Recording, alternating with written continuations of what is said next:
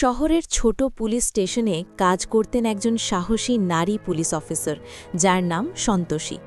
মাত্র ১ বছর চাকরি করলেও তার সততা, নির্ভীকতা এবং অপরাধীদের ধরার দক্ষতার কারণে শহরে তার পরিচিতি রয়েছে।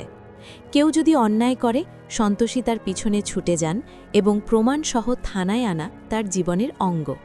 তিনি সাধারণভাবে নরম মেজাজের হলেও কাজে একেবারেই কঠোর ছিলেন। এক সকালে পুলিশ স্টেশনে ফোন আসে। এক গ্রামে একজন নারী মারা গেছেন এবং ঘটনাস্থলে একটি যুবকের উপস্থিতি রয়েছে, তার হাতে লাঠি। খবর পাবার সঙ্গে সঙ্গে সন্তোষী দ্রুত ঘটনাস্থলে পৌঁছান।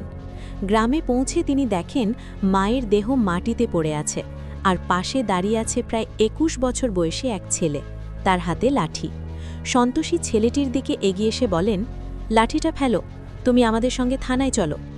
ছেলেটি, যার নাম অমিত, প্রথমে কিছুক্ষণ দাঁড়িয়ে থাকে, কিন্তু পরে লাঠি ফেলে দেন। সন্তোষী তাকে ধরে থানায় নিয়ে আসেন।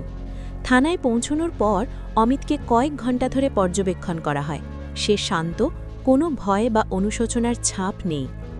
পরের দিন অমিত আদালতে পেশ করা হয়। আদালতে তার নাম জিজ্ঞাসা করা হয়। আমি অমিত, সে স্বাভাবিক কণ্ঠে বলে। তাকে তার অপরাধ সম্পর্কে জিজ্ঞাসা করা হলে সে কিছুই বলেনি। বিচারক শুনে বিবেচনা করেন এবং ঠিক করেন যে তার ফাঁসির সাজা হবে। অমিত ভয় পায়নি, সে বরং ধীর ধীর হাসি ছড়াচ্ছে। আদালত তাকে কয়েক মাস সময় দেয় এবং শীঘ্রই ফাঁসির জন্য প্রস্তুতি নিতে হবে। থানায় ফিরে আসার পর সন্তোষী তাকে একটি ঘরে বন্দি রাখেন। ঘরে বসে তিনি অমিতকে পর্যবেক্ষণ করেন। ছেলেটির চোখে কোনো অনুশোচনা বা দুঃখ নেই। সন্তোষী ধীরে ধীরে তাকে জিজ্ঞাসা করেন, তোমার কি দুঃখ হচ্ছে না যে তোমাকে ফাঁসির সাজা দেওয়া হয়েছে? অমিত শুধু হেসে উত্তর দেয়, দুঃখ? আমি কি এমন করতে পারি?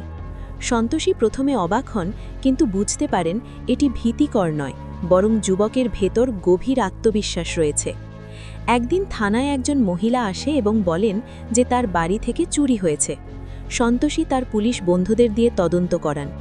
প্রমাণ সংগ্রহের পর এই মামলাটি সমাধান করা হয়। এই সময় উচ্চ আদালত থেকে আসে নির্দেশ যে অমিতের শেষ ইচ্ছা থাকলে তা জিজ্ঞাসা করতে হবে।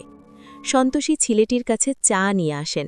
তিনি ধীরে ধীরে বলেন, তোমার আর মাত্র ২ মাস বাকি, তোমার কোনো শেষ ইচ্ছা আছে কি?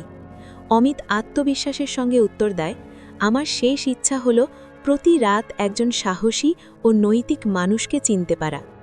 সন্তোষী প্রথমে হতবাক হন, তবে বুঝতে পারেন এটি কোনো অনৈতিক বা অবৈধ ইচ্ছা নয়, এটি কেবল তার মানবিক এবং মানসিক প্রয়াস। রাত গভীর হলেও থানার কক্ষটি শান্ত। অমিত বসে আছে তার কোণার ঘরে, আর সন্তোষী চা নিয়ে বসে তার পাশে। তিনি জানতে চান কেন সে তার মায়ের সঙ্গে এমন ঘটনার জন্য দায়ী হতে চায়নি। অমিত প্রথমে চুপচাপ থাকে, তার চোখে অনিশ্চয়তার ছাপ। কি বলবো, সে অবলীলায় বলে, মা আমার কাছে বলেছিল, লাঠি তুলো, নিজেকে বাঁচাও। আমি তো চাইনি তাকে খারাপ কিছু হোক, কিন্তু ততক্ষণে দেরি হয়ে গিয়েছিল, আমার হাতে আর কিছুই ছিল না। সন্তোষী মন দিয়ে শোনেন। তিনি বুঝতে পারেন অমিত কোনো খারাপ ছেলে নয়, বরং পরিস্থিতির শিকার। তার ভেতরের ব্যথা এবং দুঃখ স্পষ্ট। পুলিশ হিসেবে তার নৈতিক দায়িত্ব রয়েছে, কিন্তু মানবিকতার দিকও গুরুত্বপূর্ণ। সেই রাতে সন্তোষী অমিতের সঙ্গে দীর্ঘ আলোচনা করেন। তিনি তাকে বোঝান যে সত্য বলার মাধ্যমে আদালতে তার কেমন সুযোগ আসতে পারে। অমিত প্রথমে হেসে বলেন, কি লাভ হবে, শেষ পর্যন্ত ফাঁসি তো হবেই। সন্তোষীর ধৈর্য তাকে ধীরে ধীরে আত্মবিশ্বাসী করে। কয়েকদিন পর আদালত থেকে আসে পুনর্বিচারণের নির্দেশ। সন্তোষী অমিতকে জিজ্ঞাসা করেন, তোমার শেষ ইচ্ছা কি এখনও একই? অমিত শান্ত কণ্ঠে বলেন, হ্যাঁ, আমি চাই আমার মতো মানুষদের প্রতি প্রতি রাত মানবিকতা ও সাহসিকতার দৃষ্টান্ত হয়ে থাকুক। সন্তোষী প্রথমে বিভ্রান্ত হন, এটি সামাজিকভাবে কিছুটা অদ্ভুত মনে হচ্ছে, কিন্তু তিনি বুঝতে পারেন অমিত কোনো খারাপ কাজ চাইছে না।